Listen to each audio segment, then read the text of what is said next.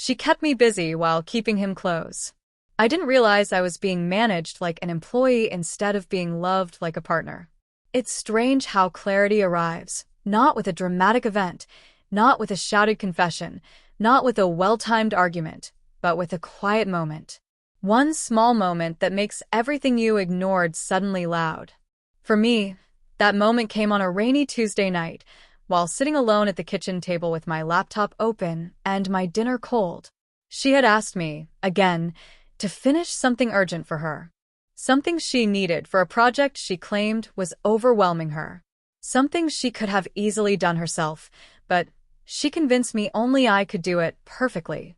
I was halfway through rewriting her email drafts when I looked at the clock and realized I had spent the whole evening doing her tasks, not talking to her, not spending time with her, not being with her. I was there, but not with her. And she wasn't with me either.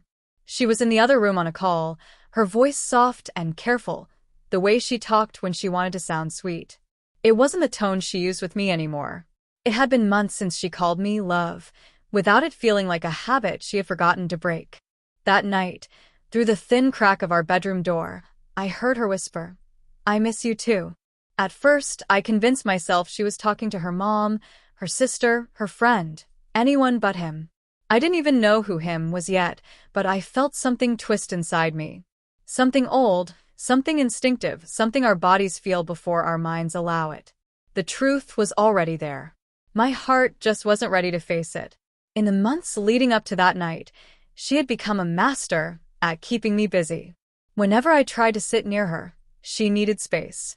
Whenever I asked if everything was okay, she said she was stressed.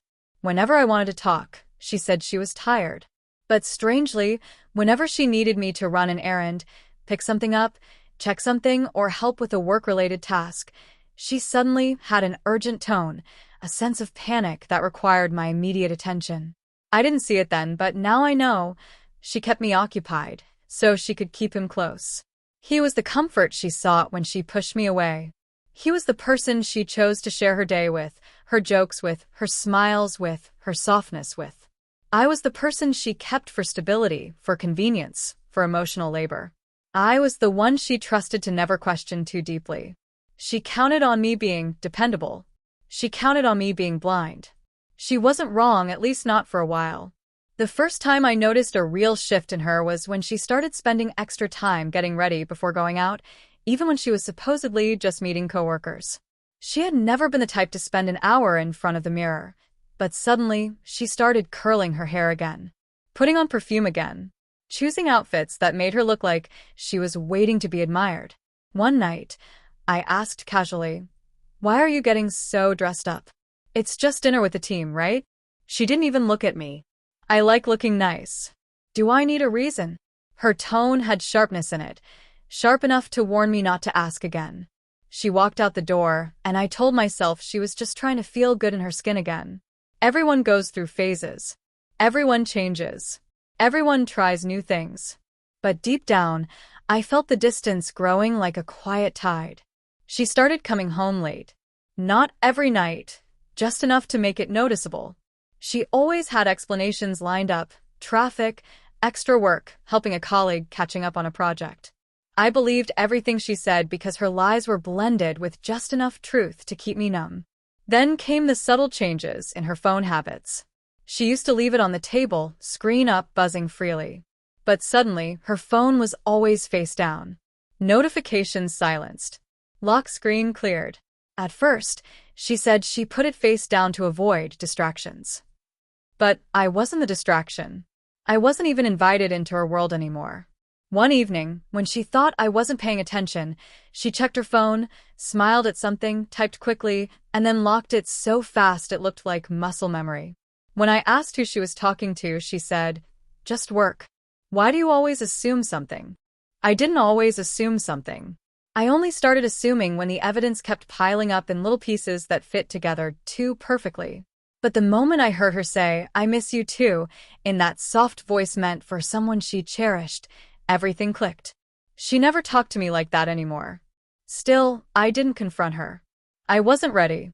Instead, I fell deeper into the role she had assigned me, The helper, the fixer, the standby man who was supposed to keep himself busy while she kept her heart elsewhere. She began having late-night brainstorming sessions with her team. She started stepping outside to take calls. She told me she needed me time but didn't seem to mind giving her time to someone else. I would ask if she wanted to watch a movie together, and she'd say, "Not tonight." But she stayed up late texting, smiling at her screen. I told myself she was just venting to a friend, just bonding with a colleague, just reconnecting with someone from her past. I kept making excuses for her, not because she deserved them, but because I wasn't ready to face the version of the story where she chose someone else. There was a night when we were supposed to have dinner together. It had been weeks of distance, and I was trying, desperately, to bring us back to something normal.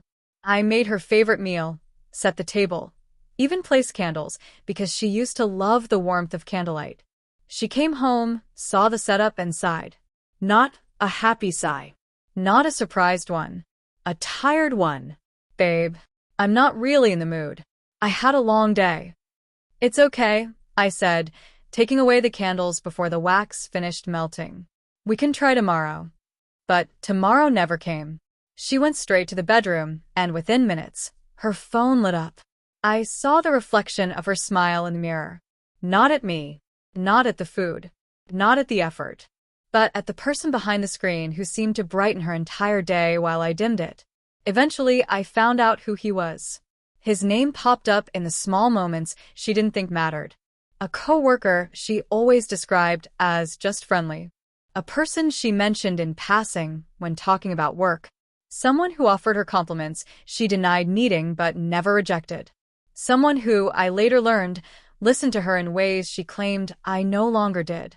One evening, she accidentally left her smartwatch on the charger in the living room. A message popped up. His name. A heart emoji. A playful sentence about missing their moment from last night. I didn't read more. I didn't need details. The sentence alone was enough to burn the truth into my mind. She didn't just keep him close. She made space for him in the places she pushed me out of. For the next few days, I lived life in a haze. I continued doing everything she asked. I did the grocery runs. I fixed the leaking faucet. I picked up her prescriptions. I replied to emails she asked me to draft. I listened to her frustrations, even though she didn't listen to mine. I played the role she needed, dependable, supportive, present, because I needed time to understand what to do. I kept asking myself, how long had I been busy with tasks while she kept her heart busy with him? One night, she came home later than usual. Her hair was slightly tousled. Her perfume was faded but unfamiliar. She gave me a weak smile, the kind people give when they want to avoid questions. "How was your day?" I asked. "It was fine," she said too quickly. "What did you have for lunch?" She blinked, confused. "Why?" "Just asking." She couldn't answer. That's when I knew everything I suspected was real. She wasn't sharing her days with me anymore. She wasn't living a life connected to ours. She was building a world where I existed only as background support. It took me a few more days to gather the courage, but one evening, I finally told her I needed to talk. She looked uneasy, but sat down across from me. Not beside me. Across. Like we were negotiating terms rather than discussing our life. "Are you happy?" I asked quietly. Her eyes flickered.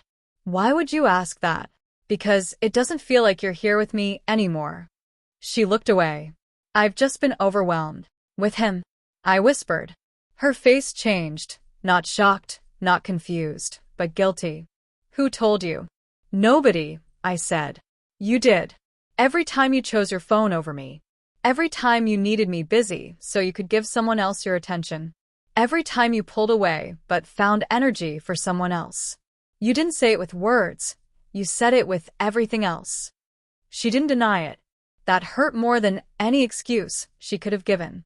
"I never meant to hurt you," she said softly. "But you did," I replied. "And the worst part is I helped you do it. I let you keep me busy so you could keep him close." She started crying, but her tears weren't for losing me. They were for losing the comfort I provided while she lived two lives. I stood up, walked to the bedroom, and packed a small bag. I didn't yell. I didn't break anything. I didn't demand explanations she wasn't brave enough to give. I simply left the relationship she had already abandoned. She tried calling after I walked out. I didn't answer. Maybe she wanted closure. Maybe she wanted reassurance. Maybe she wanted to know if I left quietly enough to protect her reputation. But the truth was simple. I finally stopped being busy for her. I stopped clearing her chaos. I stopped filling her gaps. I stopped being the convenience she leaned on while loving someone else. I walked away because staying wasn't loyalty anymore. It was self-destruction. It's been months since that night. Healing hasn't been easy, but it has been honest. And honesty is something I wasn't getting from her. Now, when I think about her, I realize something important. She didn't cheat because I lacked anything. She cheated because she wanted everything without giving anything back. She wanted to be adored without reciprocating. She wanted to be supported without supporting. She wanted a stable home while chasing unstable excitement. She wanted two people to meet, needs she never admitted she had. She kept me busy so she wouldn't feel guilty about keeping someone else close. And now that I'm gone, she finally has all the time she wanted. Time to think. Time to feel. Time to miss what she took for granted. But me? I'm finally free. I'm no longer the man kept busy in the background of a story she was living with someone else. I'm writing my own story now, one where I'm present, valued, and chosen, not kept aside. And it turns out, that's the greatest closure I could have asked for.